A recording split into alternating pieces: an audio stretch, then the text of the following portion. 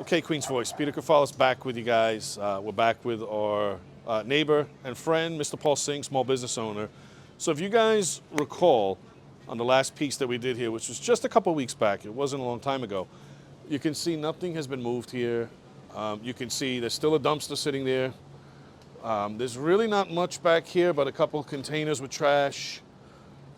This could hold a vehicle or two vehicles, but because it's run so poorly, without rhyme or reason, it's not here. So you see, there's some outside seating here, but it's not really the best atmosphere if you wanted to sit outside, unfortunately.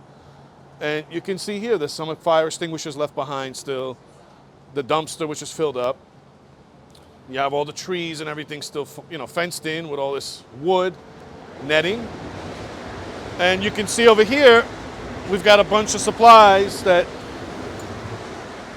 just looks like junk, to be honest with you.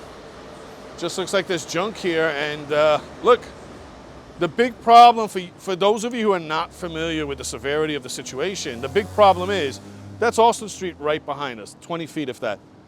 And there's one parking space available. The problem is for folks here that if you're not gonna park here, once you cross that trestle where the railroad passes over, those are private streets and you cannot park there without a permit, or you get booted or you get towed. So the fact is that the Long Island Railroad construction project here is eating up every spot except the first and last one. Actually, the last one looks like it's a fire hydrant. So say the first one. It's not very appealing to come to a restaurant or any business and see this. He has his signs outside, but you can't see the restaurant from street level. And we spoke about this last time, right, Paul?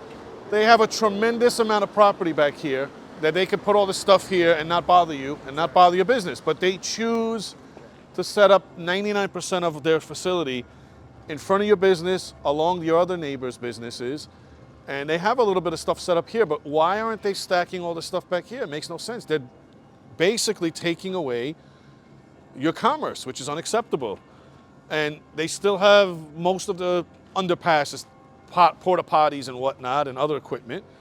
But this is just not acceptable that your diners come here, and unless they live in that private community, they won't be able to park past here. So all of the spaces are taken up. Yep.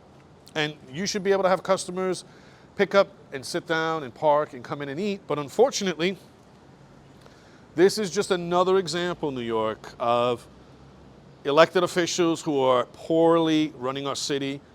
The MTA, the Long Island Railroad, the contractors that are awarded our tax dollars to do this, they're not awarded tax dollars in contracts and public monies to hurt people, small businesses, and just make a mess outside. I mean, this is not acceptable. It's like a circus here for this man.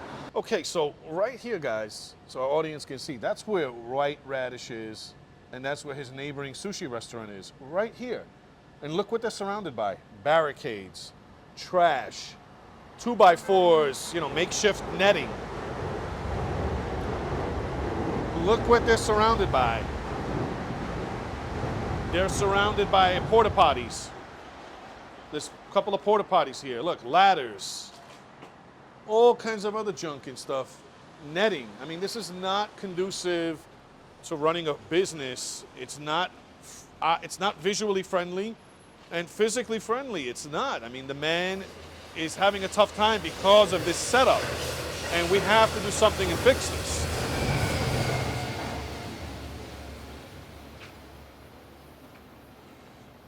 So we could see here some of the permits. One of them was actually expired when we came here the last time, but you could see these are all companies that are getting, there's one company right here, Forte Construction, AMG Demolition is the subcontractor, MTA, Long Island Railroad. So all of these companies, all of these city agencies that are listed here are the cause of this man's problem. So if any of you out there from any of those agencies or companies are listening, you might want to come here and knock on the door and say, hey, Paul, we're sorry about this. How can we fix this? You got a bunch of space out here that's not being used. You could push the project further that way. I don't know what the problem is. And you could leave this man's parking alone and let him have some kind of decent decor where his customers could come here and actually enjoy their meal without sitting outside a construction site.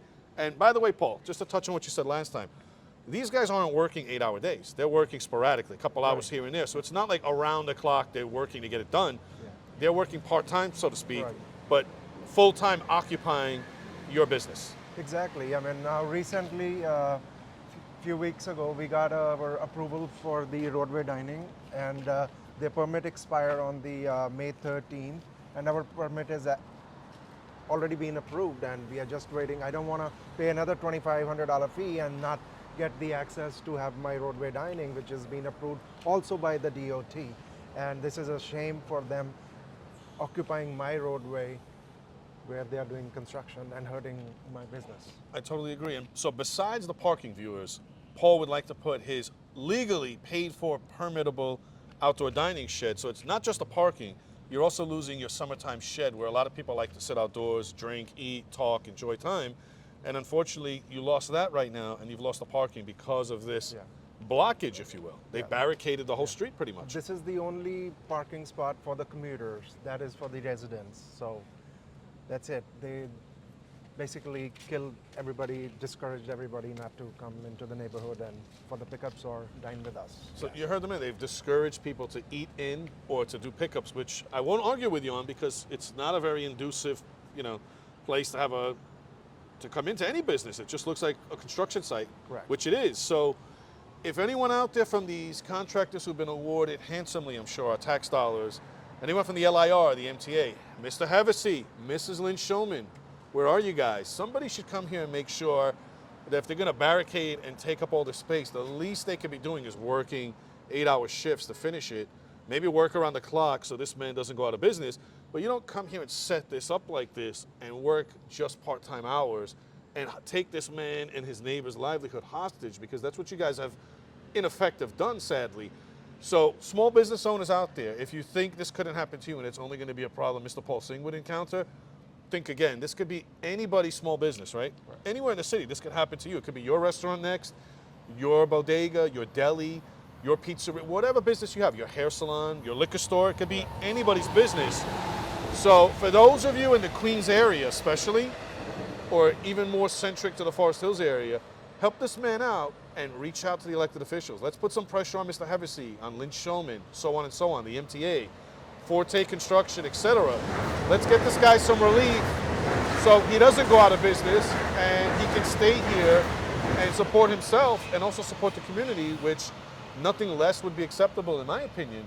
And Paul, before we leave, is there anything you'd like to say to those people out there watching, whether it's the residents, these construction companies, the bureaucrats that are allowing this to happen, anything you'd like to say while we have you here?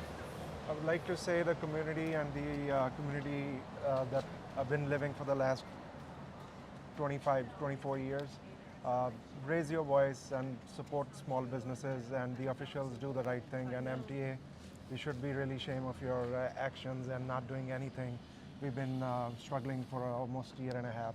Well, it was said it's going to be for short term. Now it's going to take 2027. That's really not done.